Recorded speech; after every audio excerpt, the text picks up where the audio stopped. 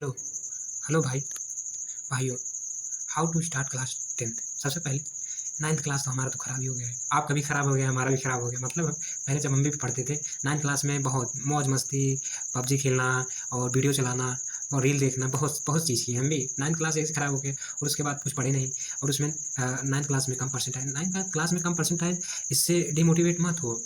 सोचो मत कि 10th क्लास में भी ऐसे परसेंट आएगा। उसे बदलो, मतलब कि तुम्हारा परसेंटेज 10 में मायने रखता है। यही इसीलिए आज से हम स्टार्ट करते हैं how to start class 10th। अब यही से हमारी जो जो छोटी छोटी गलती हमने की, वीडियो देखना, रील देखना कम देखो, पढ़ो कम, पढ़ो ज़्यादा, वीडियो कम, रील कम देखो, वीडियो कम देखो, मस्ती कम करो। अब यही उम्र है, मतलब क्लास 9 बर्बाद हो गया, चलो ठीक बर्बाद हो गया। अब क्लास हम 10th में हम कोशिश करते हैं कि 10th में हम अपना परसेंट लें, इसीलिए हाँ हम सबसे पहले 60% आए, कोई डिमोटिवेट हो, कोई बात नहीं, चलते हैं हम आपको क्लास है। क्लास हम देख लीजिए, जैसे कि 60% आए, कोई बात नहीं, चलो नहीं सही तो 98% नहीं तो कम से कम 90+% आए, कम से कम इतना हम पढ़ सकते हैं, इतने पढ़ें।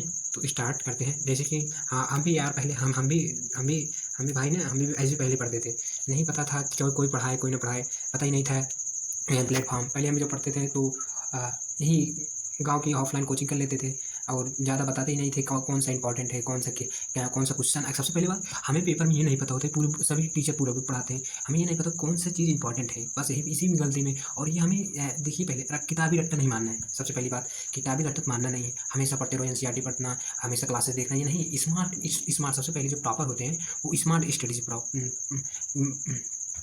स्मार्ट स्टडी सोचते हैं। सबसे पहली बात हम देखते हैं, देखिए दो दो बच्चे, जैसे हम भी ना, हमारे दो भाई थे, एक विशाल थे, एक रोहित थे। जैसे कि ये सेम स्कूल में पढ़ते थे, मतलब सेम बुक सेम ही है, बुक दोनों लोग के सेम है, और सेम स्कूल में पढ़ते हैं, सेम क्लास में पढ़ते हैं। उसके बाद ये 8 घंटा पढ़ता है और ये 3 से 4 घंटा पढ़ लेता था, बस 3 से 4 घंटे और इसका आया 10th क्लास में 60%, इसका आया 55%। क्या अंतर है, अब आप भी सोचिए क्या अंतर होगा। हमारे हिसाब से जो हमने जो सोचा है, ये कंसिस्टेंसी नहीं रहा होगा, ये कंसिस्टेंसी रहा होगा। और उसके बाद ये स्मार्ट स्टडी करे होगा, मतलब समझ रहे हो ना। जो मुख्य बात है वही डिपेंड रखती है टॉपर नोट्स में। अब आपको टॉपर बनना है तो टॉपर की तरह सोचना पड़ेगा, और टॉपर की तरह दिमाग केवल ये कि हम बता दें, किसी की वीडियो देख लें, वो नहीं, आपकी सोच पे डिपेंड रहती है। आपकी सोच मतलब स्ट्रेटेजी कैसी होनी चाहिए। इसीलिए सबसे पहले इसमें ज़्यादातर प्रॉब्लम इसी की हुई, और ये कंसिस्टेंसी नहीं रहा इसके बाद। और इसके बाद सिर्फ नोट्स नहीं रहा। सिर्फ नोट्स स्टूडेंट का सबसे बड़ा पावर होता है। और आपको हम बताएं, सेल्फ नोट्स रहना चाहिए। अब सेल्फ नोट्स रहने के बाद उसके बाद सेल्फ स्टडी करना, यही सबसे पहले डिपेंड रखता है। अब आप समझ गए। अरे कोई बात नहीं भैया, कोई बात नहीं, आप मतलब कि डिमोटिवेट होना नहीं है आपको। सबसे पहले 9th में कम परसेंट आया, स्कूल वाले ने कम परसेंट दिया, ठीक, कोई परसेंट नहीं, कोई परसेंट नहीं आया, ठीक, कोई बात नहीं, नहीं आया परसेंट, घर वाले नाराज है, नाराज होने दो।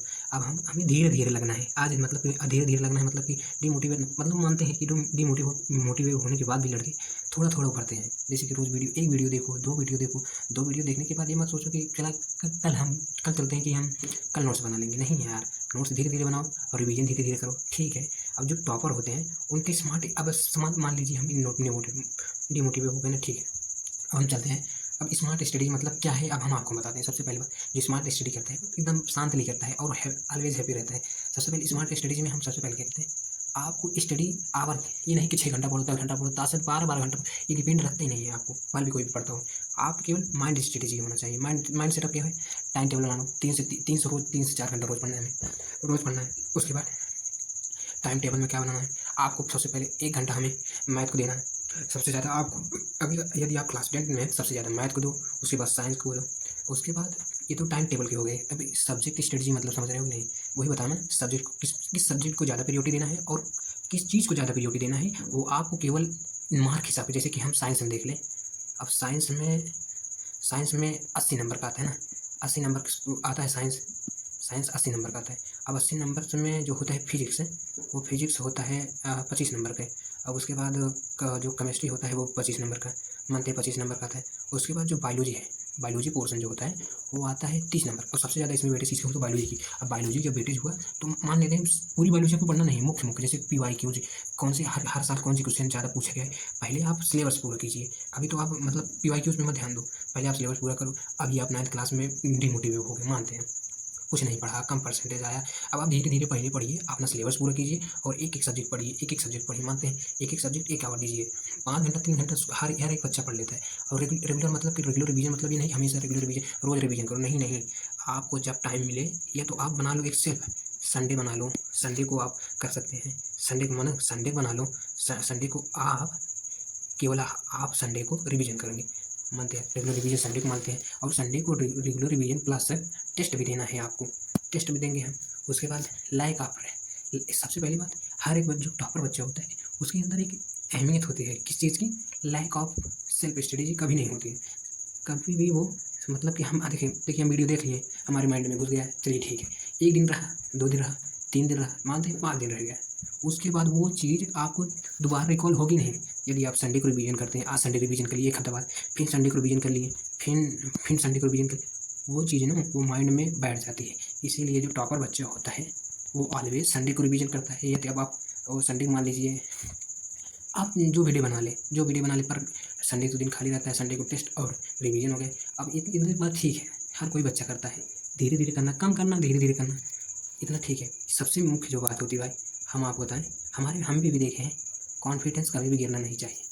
कॉन्फिडेंस गिरने का मतलब ये है कि आपको ये ना लगे कि वो बच्चे को बहुत ज़्यादा आ रहा है, हमसे ज़्यादा आ रहा है, एक ही क्लास में पढ़ रहा है, वो बहुत रिवीजन नहीं गिरना चाहिए। आपको धीरे धीरे पढ़ो। सबसे पहली बात, हाफ ईयरली में आपकी नंबर कोई देखेगा नहीं, मानते हैं स्कूल वाले देते हैं, और आप धीरे धीरे कंसिस्टेंसीज पढ़ोगे ना भाई, कंसिस्टेंसीज जब पढ़ोगे ना तो उसके बाद आपको बोर्ड परीक्षा में कोई नहीं रोक सकता। वो पढ़ रहा है ठीक है, ज़्यादा नंबर ला रहा है ठीक है, जाने दो, पर आप कॉन्फिडेंस कभी भी गिरना नहीं चाहिए। और कंसिस्टेंसी मतलब लगातार करना, लगातार एक दिन कर लिए नहीं किए, दोबारा नहीं किए, इसीलिए ये बच्चे गिर जाते हैं। इसीलिए आपको बताएं, ये कॉन्फिडेंस आपको नहीं गिरना चाहिए।